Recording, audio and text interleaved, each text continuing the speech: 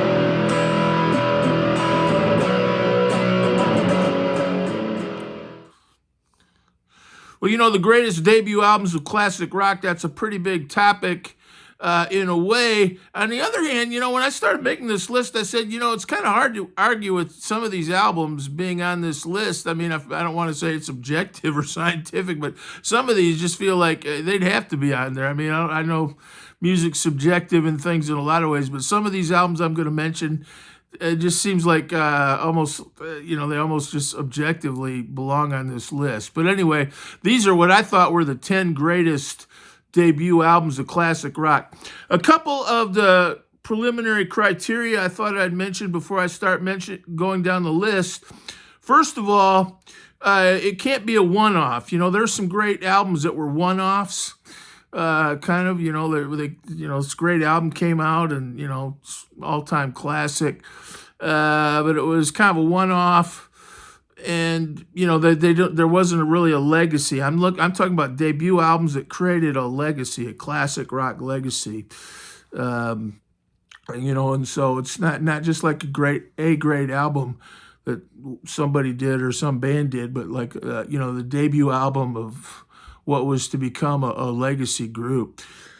The second criteria is it wasn't that I looked at album-oriented rock, which I consider to be kind of late 60s through the 70s, the FM period. Really all the time from the late 60s before they started calling it classic rock sometime in the 80s. When they started calling it classic rock, I think that was sort of the beginning of the end in a weird sort of way.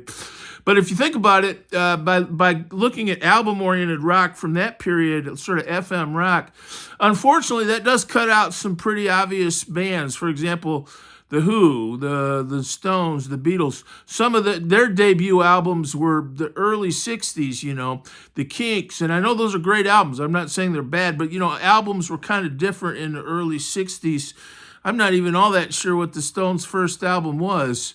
So I'm looking at great debut albums by legacy bands. These aren't necessarily ordered from 10 to 1 as a countdown, and I'm looking, in fact, in some ways it's a count up because I think some of my favorite albums are to start the list. But all these albums are great, and I'll be anxious to hear what you think. Counting off at number 1 or number 10, whichever you prefer, I put down Led Zeppelin 1. And like I said, I feel like some of these albums are almost objectively on this list. I mean, it'd be hard to argue with Led Zeppelin 1 being one of the greatest debut albums. I mean, we might argue about what is the greatest debut album, but it's hard to argue that Led Zeppelin 1 doesn't belong on this list somewhere. Look at what a great album. And like a lot of these albums, I think that one lesson there is Jimmy Page was kind of a British invasion artists coming out of the Yardbirds, which kind of would put him in the camp with, the Beatles and the Stones and everything right around that period. But like a lot of these debut albums, he had a little more experience by then, so people were getting a little more seasoned. And I guess we all know the story. He came out, he kind of put that Led Zeppelin band together right after the Yardbirds broke up. And that Led Zeppelin one it's just one of the great albums ever made.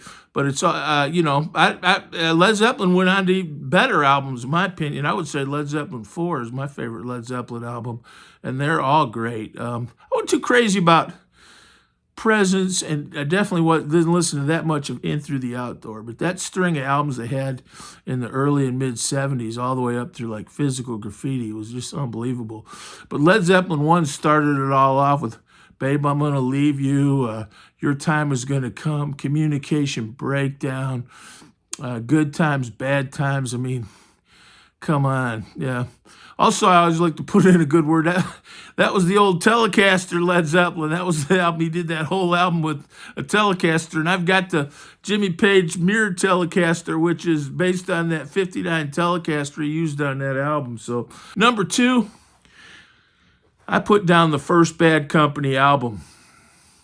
What a great album. Obviously you got Can't Get Enough and, Rock Steady, the song Bad Company. I mean, that's just Ready for Love. I mean, they're Moving On. That's a great album. Seagull, which is a great acoustic song. I did a little video of the 10 greatest acoustic classic rock songs, and Seagull was on there. I'm sure a lot of you have heard Seagull, but if you haven't, definitely listen to it. It's one of the great acoustic classic rock. It's a classic rock acoustic song. I wouldn't call it singer-songwriter or folk, but it's just it's kind of a simple acoustic song, super duper good. One thing I would say about Bad Company, I thought that album coming out of the gate, of course, you had Mick Ralphs coming right out of Mott the Hoople, Paul Rodgers coming right out of Free, so it's kind of a little bit like Led Zeppelin. They weren't kids anymore, and they were pretty seasoned. And I think they had several of those songs, if not all of them. Just those could have been, those might have been ended up being Mott the Hoople. I think Can't Get Enough was about ready to be a Mott the Hoople song, from what I understand, and then it ended up being on that first Bad Company album instead. So, but I always thought they had a little trouble following up that Bad Company album, which is such a great album. Straight Shooter's a good album. You've got, of course, Johnny Was a Schoolboy, Shooting Star. You've got, Feel Like Making Love. I love those songs. But, Running with the Pack and some of the later Bad Company was good. I remember hearing it. It was all on the radio. It was all part of the soundtrack of my youth. But I don't think they ever had an album, again, as good as that first one. But they did. I would say they fit the criteria of being, that first album created a legacy. And, that's definitely a great album. My number 3 here is Heart, Dreamboat Annie. That's such a nice album, Heart, Dreamboat Annie. And I remember hearing that back Johnny B. Good Records and Tape Store in Wheaton. I used to go down there and, I bought one album a week if I could. I've still got some of them up there. But the Heart album I bought was the second one, was Little Queenie with Love Alive on it. But that first album, I remember listening to that at Johnny B. Good's Record and Tape Store. It's just the memory of my youth, and they were playing that one time, and I was in there, and I remember that nice acoustic feel of Dreamboat Annie. Again, it was classic rock acoustic, which is always it was mellow, but it was you felt like you were listening to rock music, And of course, you had Crazy on You and Magic Man, super good album. Number 4 was Boston. Now, and I almost thought Boston maybe was a one-off. That was one of my criteria. It can't. No matter how good the album is, it can't be a one-off. And I feel like that Boston album is almost kind of a one-off, even though I know they've been at it now for years and have had a bunch of albums out. But I was there. They came out with that one album, and I remember that was just huge, And I remember hearing More Than a Feeling in a long time before anyone else. In one of my friend's house in Wheaton, Illinois, and it was like prog rock. It just seemed so, new and cool. And a year later, it was like listening to AM music or something that had become so familiar. But I just remember the first few times I heard that, and no one else had heard it. That album is great. But I do feel they didn't. It took them a while to follow up with that "Don't Look Back," and I wouldn't say they ever really followed up Boston with albums, that were on a par with that first album, or at least made as much of an impact as that first album did. But they are a legacy band. They're still out there. R.I.P. to Brad Delp. And I also, total respect for Boston. There are people that think the album's too perfect or too, or it became almost it was like the beginning of formula rock, and they'll say things like that. But you got to give that album its due. It's obviously one of the great albums ever, and it's another one that just kind of came out of nowhere. I remember it. I was there. The next one I put down was Aerosmith's first album. Aerosmith's first album was super good, and I feel Aerosmith's first album is one of those albums. You didn't really have people coming out of studio and touring experience like you did with Bad Company or Led Zeppelin, where, Led Zeppelin, they had a bunch of seasoned studio musicians. Jimmy Page, John Paul Jones was on a bunch of stuff. And or Bad Company, where you had guys coming out of Mott the Hoople. Aerosmith they were coming out of the bars. And that was also great. So that was like their bar material. That was like their ace bar material. And I remember hearing that Aerosmith album. It would have been the fall of 1975, because I remember where I was in the time of life and kind of going by my schooling. That would have been the fall of 1975. And I remember listening to Dream On, and Dream On was not known. I mean, if you were like, it was kind of like Stairway to Heaven or Layla. Those like people, like I would have older brothers that were really into like classic, like good rock albums, and they would know those songs, but nobody else did. I mean, it wasn't like they are today. But I remember hearing Dream On way before anyone else heard it, and also Make It. Make It do do do do do, just a super duper good album, and you can hear it's kind of raw, but it's not sloppy raw, but you can hear them coming out of the bars, and that's I wish more rock and roll albums today had that kind of party coming out of the bars feel of that first album. Make It, Walking the Dog. And of course, Dream On, and that whole album is really good. And then they followed it up with Get Your Wings, which is, I would say, an even better album. And then, of course, number 3 was Toys in the Attic, which has got to be one of the great albums ever made. And Rocks, some people like Rocks better than Toys in the Attic. I think Draw the Line. There's some good stuff on Draw the Line. Isn't Chip Away at the Stone on Draw the Line? But that was when they were having some pandemonium, I think, in the band.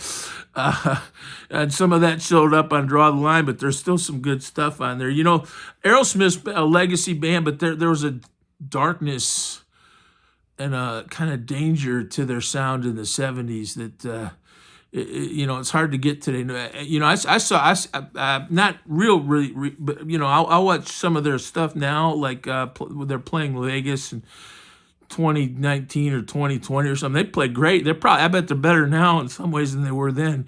But it's hard to get that dark, dangerous edge today. It's just because the times are different, people are different, you're older, whatever. You got a mortgage. But those first Aerosmith albums, man, they've got that dark, dangerous edge out on the edge. You're never quite sure what's going to happen. All the way through those 70s albums. But that first one was a good one. And it's kind of in the shadow of their later albums, of course, other than Dream On. But that's a great album. And I heard that. I heard that before most people did. Next one I put down, Are You Experienced by Jimi Hendrix. And that was pretty early, but that's a great, that's got Foxy Lady on it, that is a legacy album. I feel like Hendrix is kind of in a category himself because he unfortunately died right in 1970, and really just did a few albums: Axis, Bold as Love, Electric Ladyland, And I think he would have done all kinds of different things in the '70s. Played with all kinds of different people. If he were like Clapton or or the Who or something today, and have been in all these different bands all these years, we'd think of him a lot different. But that first album is great, and it definitely has stood the test of time. And of course, it's one of the great guitar albums ever. Obviously, let's see here. I've got my tab. I'm kind of going fancy here. I got a little tablet. I'm not sure. Number 7, I wasn't sure about, and then I thought about it, and I said, it really needs to be on there, even though they were kind of after my time a little bit in terms of me being like a teenager. But that is Appetite for Destruction by Guns N' Roses. I just was thinking of debut albums, and that came out, 87? So it's kind of after the fact, but I thought, when you look at that album, it's got, Sweet Child of Mine, Paradise City, Welcome to the Jungle, and some of that acoustic stuff that's on there. That's a really good album.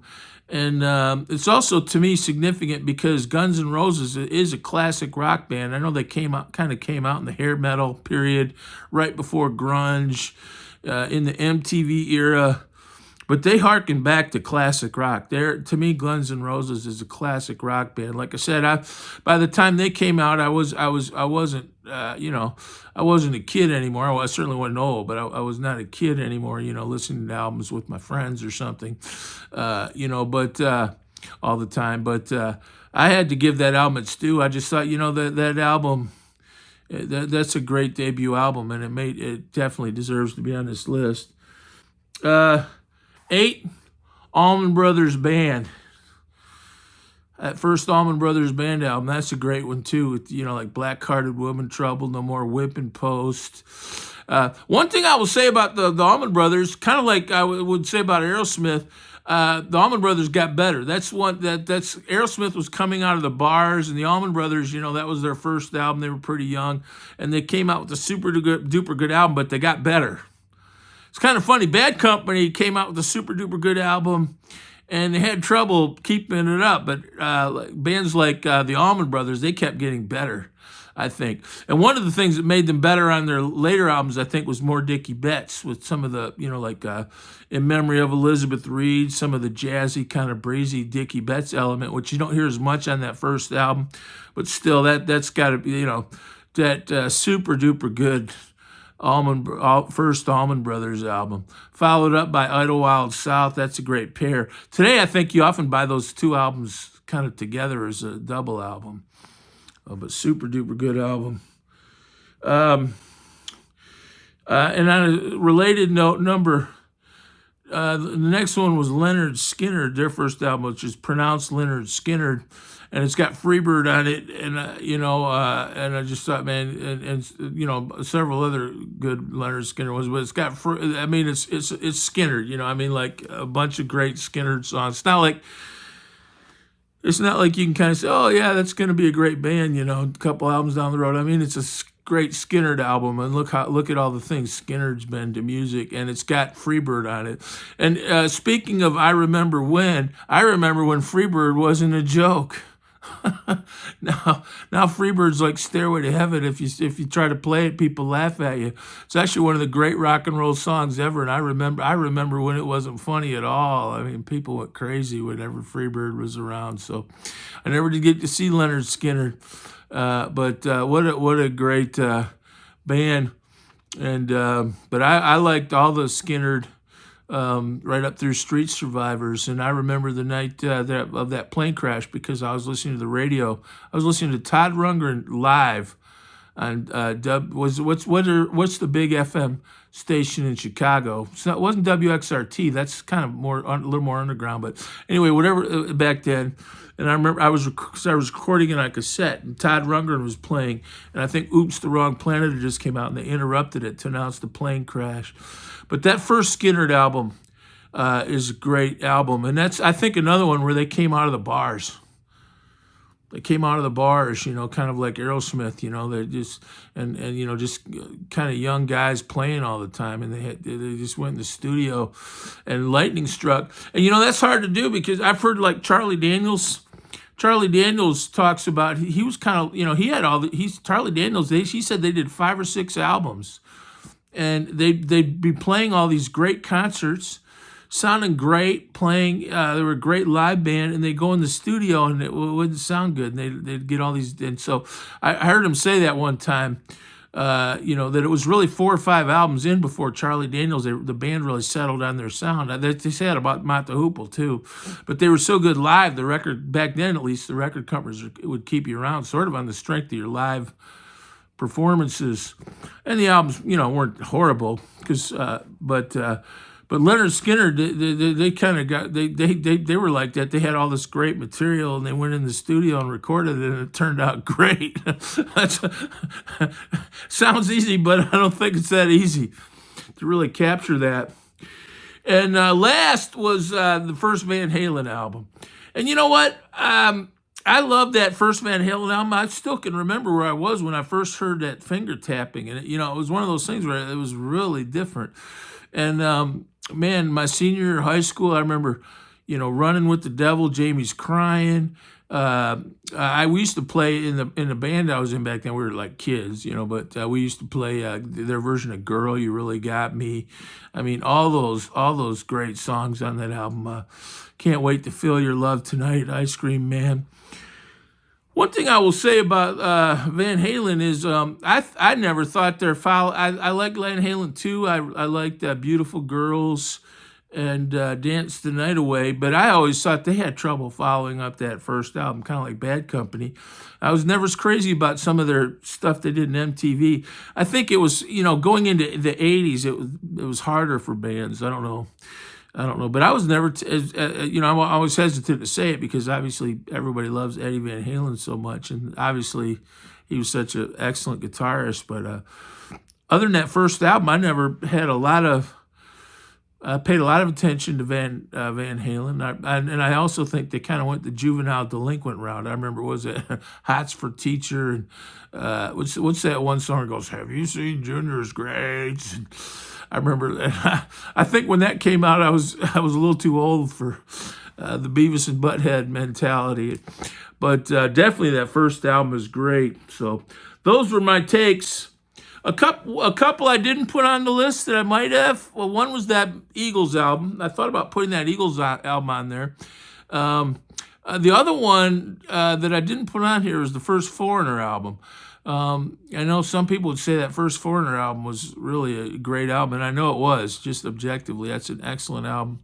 I remember when it came out, it always sounded a little bit formulaic to me, and of course, that was the beginning of Formula Rock. Everything was so tight and perfect, really well done. Can't argue with that. But the kind of the jam aspect, I thought, I don't know. I like Foreigner, but that was always my take. Even back then, when I was a kid, I was never quite as crazy about Foreigner, and I do think that album, you might even say that about Boston. That first Foreigner album was kind of the beginning of kind of Formula Rock in the late 70s, where all the albums were made so perfect. And sometimes that's not, sometimes a perfect album's not perfect. Sometimes they're too perfect. But anyway, that was the list I came up with. Like I said, when I did that list, I actually thought quite a few of these, they deserve to be on that list. And sometimes you're not sure, like greatest guitar solos ever or something. Well, should there be this or that one? But some of these albums, seem like almost no-brainers. Led Zeppelin 1, Bad Company. Some of those albums. Heart, Dreamboat Annie. I don't know how many of you have heard that, but that to me deserves to be on this list too, especially when you look at Heart. One thing about that Heart album is it had Roger Fisher, and I never thought Heart was as good. The Heart had romantic relationships in that band with the Fisher brothers, the Wilson sisters and the Fisher brothers. And, of course, Fleetwood Mac around that time had romantic relationships in the band, too. And the romantic element blew up with all these acrimonious breakups, But Fleetwood Mac was able to kind of just swallow it and keep playing away. Heart never really did, and I never thought Heart was... In the 80s, I know Heart had some great stuff, but I always thought when they lost Roger Fisher, he had the soul of a, classic rock bar musician, and in a way that Hart in the '80s was more professional. But I never thought they were as good as the classic era Hart, classic lineup Hart. But I'd like to hear what you think. Those were my thoughts. Take care. God bless.